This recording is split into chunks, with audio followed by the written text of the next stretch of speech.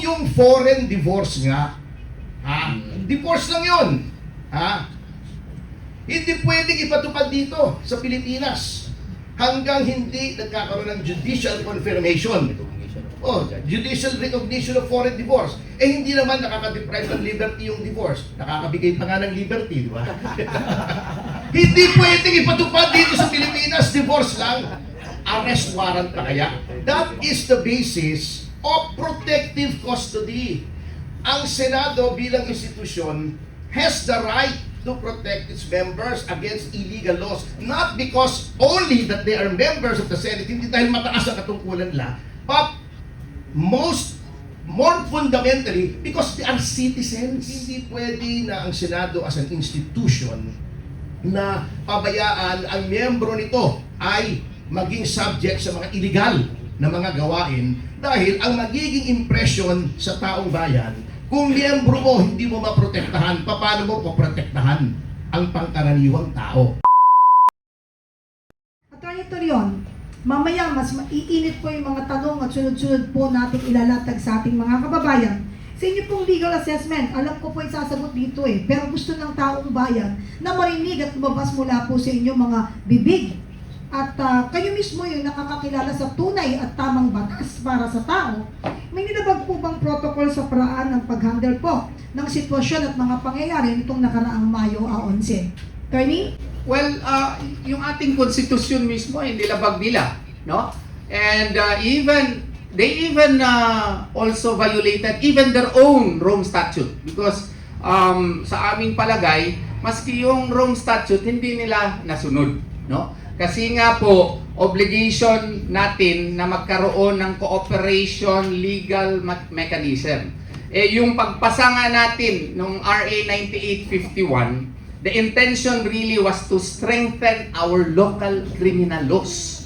So if the intention was really to strengthen our own local criminal laws, it cannot be used as a ticket, as an excuse to shortcut the proceedings. So, sa aming palagay po, nag-violate talaga sa human rights ni Senator Ronald De La Rosa. It violates the International Covenant on Civil and Political Rights. It violates the Universal Declaration of Human Rights. And it likewise violates our criminal laws. Kasi sa aming palagay, yung pagpupursige nila sa pag-aresto, no? As we will be explaining later on, hindi ko ma-explain masyado kasi bordering on ano na tayo, sub judice, no? But suffice it to state that it may qualify even as kidnapping, no?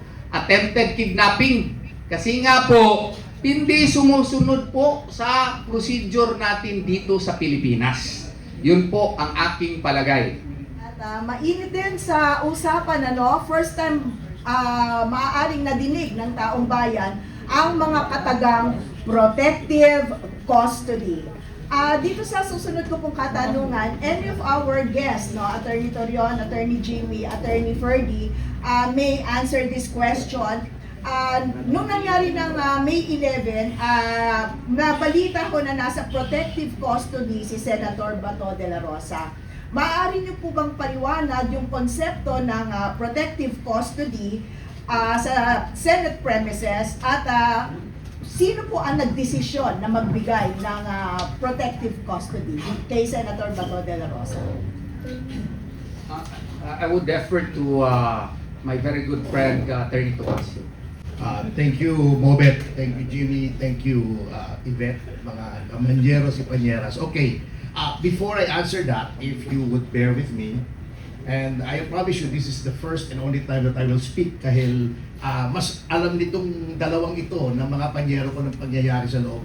Bibigyan ko lang ng premise yung kung bakit binigyan ng protective custody. And at the same time, yung mga gustong magpaliwanag ay malaman nyo kung bakit nakita nyo naman yung nagpumuputok ang butsi nitong mga abogado natin sa paglabag ng mga karapatan.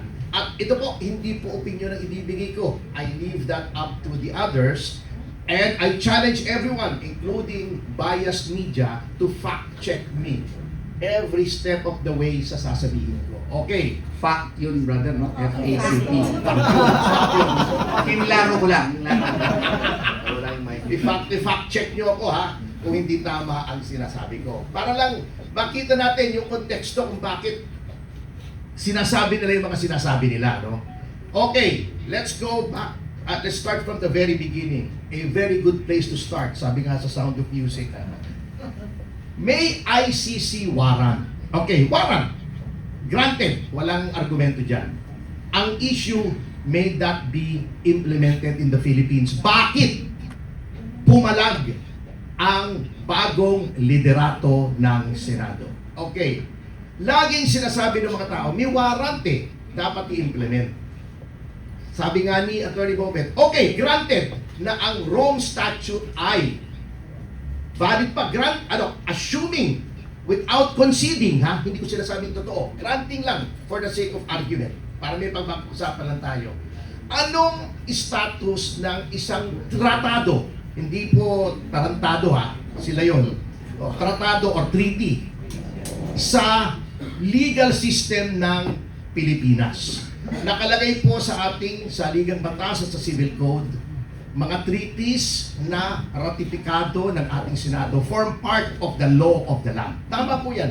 Doctrine of incorporation, doctrine of transformation. Ngunit anong level ng isang treaty? Ang treaty po na ratified, although part of the law of the land, ang kapantay po niyan ay Act of Congress. Batas po yan, statute. Hindi yan pwedeng manaig sa konstitusyon. Therefore, in implementing a treaty, provision ng konstitusyon natin ang masusunod. Anong sabi ng konstitusyon sa Article 3? Nabanggit na nila, banggitin ko lang ulit. Section 1, no person shall be deprived of life, liberty, or property without due process. Section 2, the right of the people to be secure in their persons, houses, papers, and effects shall be inviolable, and no search warrant or warrant of arrest shall be issued except upon probable cause to be personally determined by a judge upon examination of witnesses, etc., etc. Hindi po aksidente na ang Article 3, the Bill of Rights, ay inuna yung Section 1, due process, at yung security, inviolability ng security, walang search warrant. Because these are the first and second most important rights. Okay, anong nakalagay po sa Section 2? Except upon probable cause issued by a court of competent jurisdiction. Anong court? Ditong court, syempre. Sapagkat walang karapatan ang ating konstitusyon na mag-grant ng authority sa ibang court other than our courts because it is a domestic document, a municipal document. Yan po ang very clear. Okay, ano yung due process na sinasabi sa Section 1? What is due process? Due process is a law that hears before it condemns. Is there such a law? Dito po sa ating bansa. Meron. Presidential Decree 1069 or the extradition law. What is Presidential Decree 1069? It was issued in 1977 by Marcos Sr. under Amendment 6 of the 73 Constitution. Ano yung Amendment 6? Although may batasang pabansa under the 73 Constitution, Amendment 6 allows the President to promulgate laws na parang statute by presidential decree. So batas po yun. So meron po tayong extradition law. Anong nakalagay sa extradition law?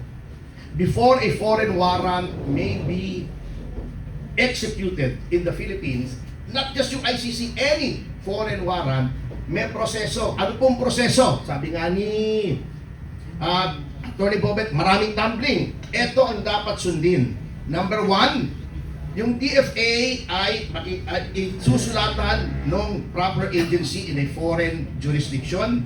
Pakikita yung warrant, the DFA will determine if that warrant is covered by an extradition treaty or any other treaty and the offense is extraditable. Pagkatapos dadalhin sa DOJ, the DOJ will direct the special counsel to file an extradition petition before the regional trial court where the DOJ is located, RTC Manila.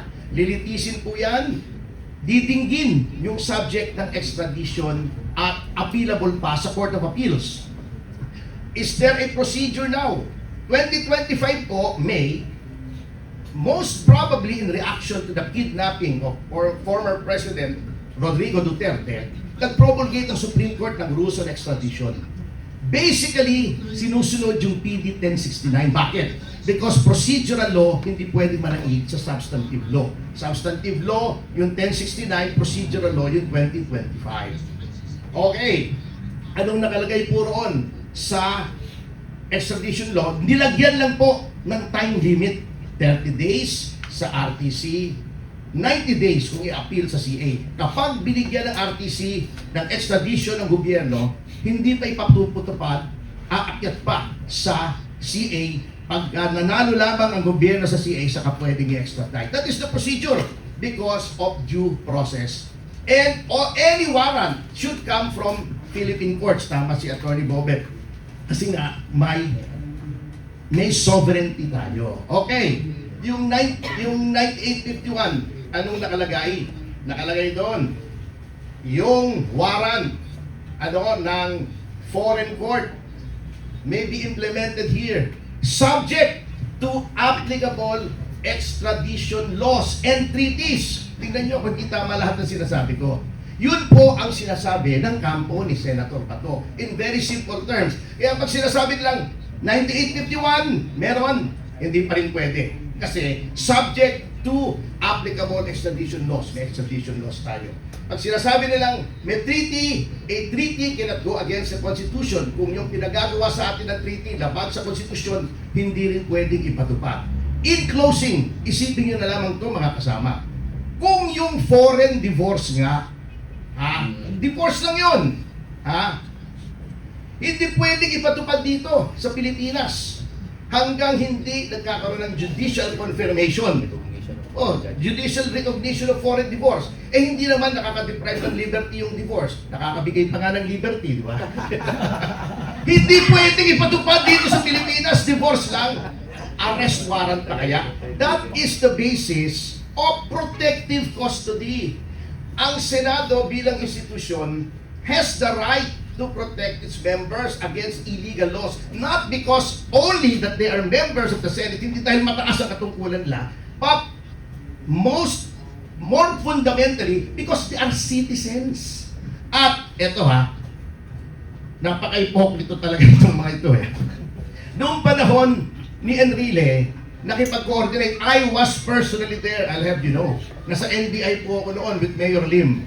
Maayos yung naging aresto kay Enrile sa loob. Ang Senado, nandun pa sa yung National Museum ngayon. Noong panahon ni De Lima, nandun din ako. Kasi kami po yung nag-file ng kaso against De Lima. Humingi si De Lima ng 2 araw sa loob ng Senado to tie up loose ends. Ewan ko anong loose ends yung ita-tie up ni Laila nung panahon yun. Hindi ko alam I don't want to speculate. Pero pinagbigyan ko, walang pumasok at nagpumilit na, uy, may warrant kami. Local warrant pa yun Yung kay Enrile, local warrant. Yung kay De Lima, local warrant Noong 2018, si Trillanes, 3 linggo, nasa loob ng Senado. Ginawa na niyang Victoria Court yun. Nag-bed and board na siya roon. Kasi that was the time when President Duterte revoked the amnesty. Therefore, he was charged with rebellion. Local warrant na yun. Bailable pa bailable. In fact, nag-bail si Trillanes after that. Pero, nataranta pa rin siya, nagtago pa rin siya sa Senado. Hindi rin nagpumilit. Sinasabi nila, berdugo si Duterte, ba't hindi siya nagpumilit na pumasok sa Senado para hilahin ulit si Trillanes sa sinturera, katulad ng ginawa nung Oakwood Mutiny. So yun po ang basis ng protective custody. Hindi pwede na ang Senado as an institution na pabayaan ang miyembro nito ay maging subject sa mga illegal na mga gawain dahil ang magiging impression sa taong bayan, kung miyembro mo hindi mo maprotektahan, paano mo poprotektahan ang pangkaraniwang tao, di ba? Yun po ang basis ng protective custody. Meron pong kailangan i-preserve the prestige, integrity, and sanctity of the Senate as a co-equal branch of government against intrusions by an executive that is grossly abusing its powers. Salamat po.